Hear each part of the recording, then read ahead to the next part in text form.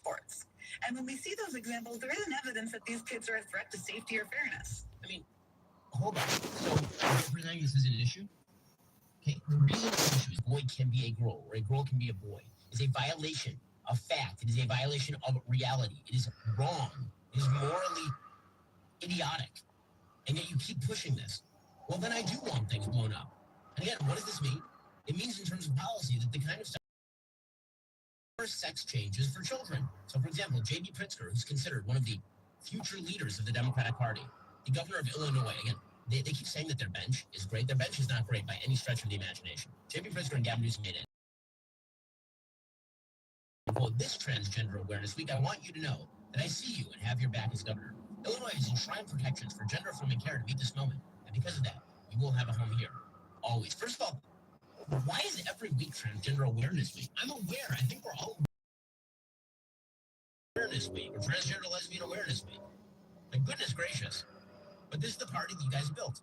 And this is the state that you wish to create. And then you wonder why the pushback is so strong. I think most people are rooting for a vast change to the size and scope of government, particularly after the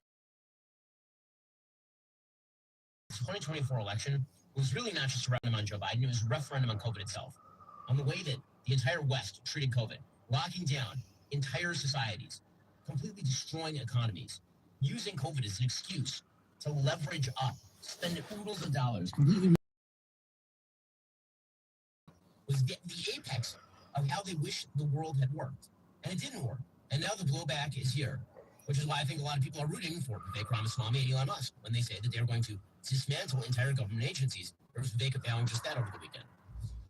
Are you expecting to close down entire agencies like President Trump has talked about the Department of Education, for example? Are you going to be closing down departments? We expect mass reductions.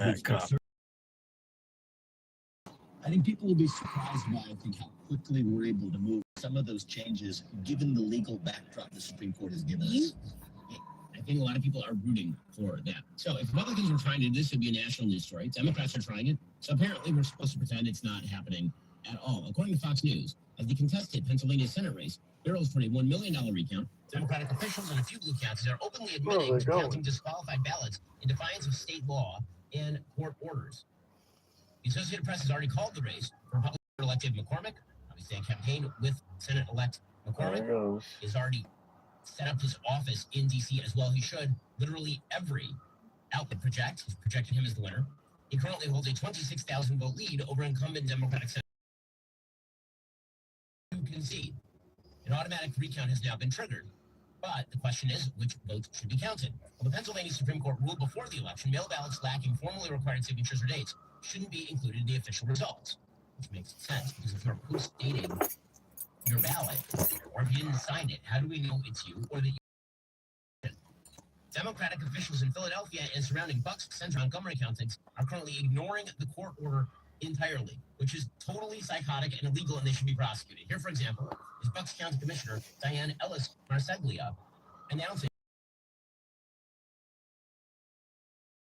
that, mostly because I think we all know that precedent by a court doesn't matter anymore in this country, and people violate laws anytime they want. So for me, violate this law is because I want a court to pay attention to it. She's violating the law. And when she says courts don't pay attention to precedent, I assume that's a reference to Roe versus Wade or something. What in the world does that have to do with the county illegal ballots? In Montgomery County, according to Fox News, officials deliberated for 30 minutes over whether about 180 provisional ballots without secrecy envelopes should be counted. It's psychotic that we are currently November 18th. And the election happened almost 2 weeks ago, and they're still counting ballots in California. Totally insane. And it makes a rather large difference considering that the margin of victory for Republicans in the House could be 1 or 2 votes. Just craziness. All right, folks, we reached the end of the show. We'll be back here tomorrow with much more on Ben Shapiro, the Ben Shapiro Show.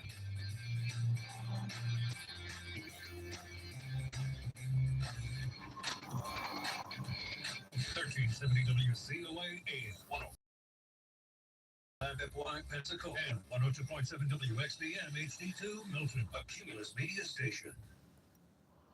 ABC News, I'm Richard Katsu. Pushing back against the mass deportations, the American Civil Liberties Union is suing the federal government, intent on getting information on how President-elect Trump will use a network of privately chartered deportation flights to get the undocumented out of the U.S. Accusations against Peter Hegseth. Sexual settlement to a woman who accused him of sexual assault. The settlement was actually consensual, but that Hegseth paid her anyway because he believed, quote, any public accusation would result in his immediate termination from Fox. ABC's Mary Bruce. House Speaker Mike Johnson says he's considering President Biden's request for $100 billion in emergency disaster relief. Hurricane Helene and other natural disasters. This is ABC News. Way of keeping up to date, another social media, which of course comes with news influencers. 65% of Americans who get their news mostly from influencers on social media tell the Pew Research Center doing that. Page 30 saying they're regular users of social media influencer news. ABC's Sherry Preston. Captain Arthur Rostron diverted the RMS Carpathia to rescue those who made it off the Titanic in 1912. 3 women gifted him an 18-karat Tiffany pocket watch. Auctioneers Henry Aldridge and Sons say Captain Rostron's watch sold for nearly $2 million to a private U.S. collector. I'm Richard Cantu, ABC News. Texting girls you would.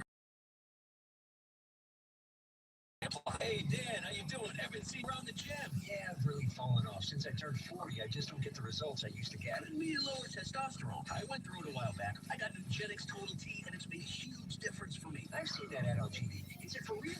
Oh, yeah. The key ingredient is something called Testosterone, which helps boost free and total testosterone levels to help you trim up and stay lean. And it's made a difference for you? Man, I feel like I'm in my 20s again. At work, in the gym, and in the bottles for people to try it for themselves. Yeah, you just need to send them a text. Text CUTS to 42424 right now for your complimentary bottle of Nugenix Total T. Plus, text now will include a bottle of Nugenix Thermo, our most powerful fat incinerator ever, to help you get back into shape fast, absolutely free. Text CUT to 42424. That's CUTS to 42424. Products and statements have not been evaluated by the FDA. These products are not intended to diagnose, treat, cure, or prevent any disease or illness.